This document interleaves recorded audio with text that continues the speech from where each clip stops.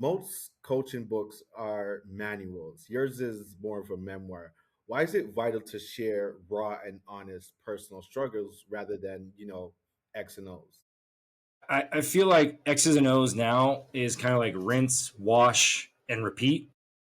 Hey, you know what? Everyone knows nowadays what a 4-3 cover two is. Everyone knows what a 4-4 is. Everyone's got all their different defensive stunts and fronts. Everyone's got the spread. Everyone's got the run and shoot. Everyone's got the wing tee, power eye. Like pretty much now, it's just now fitting those schemes to your personnel.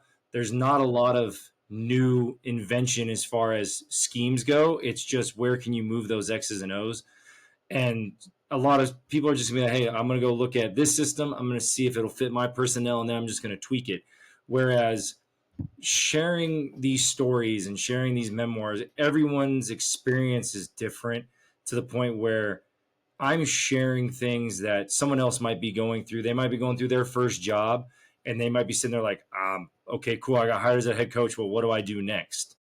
Like that was one thing I got hired and it was like, okay, what do I do next? I know I gave them the plan. I gave them what I want to do, but do I go meet with the players? Do I have to build a coaching staff? Like what coaches do I have left? So it's one of those things, sharing those stories and sharing those things where some people are going to be looking like I'm not sure exactly what I do next.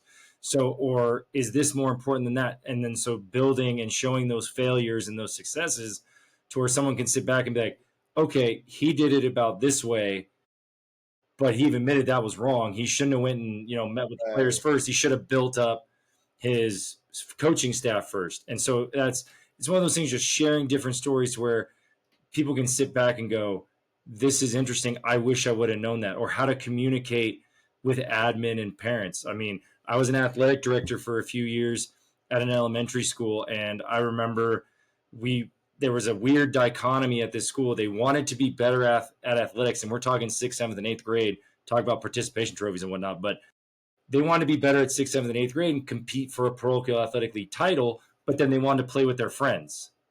And it was one of those things. I was meeting with the principal, I was meeting with the parents. I was like, you can't have your cake and eat it too.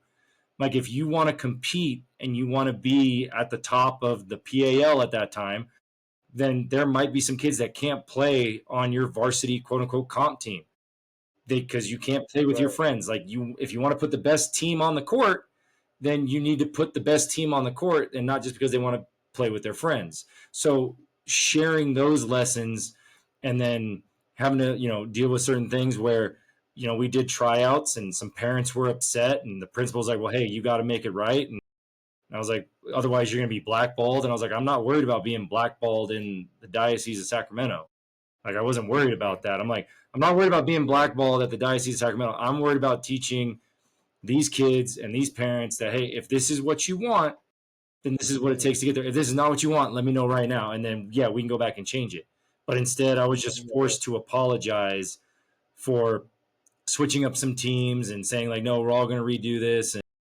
And so yeah, and I was forced to apologize for stuff that I didn't really feel like I did was wrong. But sharing those stories, so in that way, someone who's maybe in that same position goes, okay, well, he apologized because it was the right quote unquote political move to do, versus it wasn't the right move philosophically in my mind to do. It was one of those, sharing those stories so people can kind of see, well, what do you want to do? Are you trying to stay in this career, or are you okay burning some bridges time and Uh, time to move to where you want to go and not contradict yourself philosophically?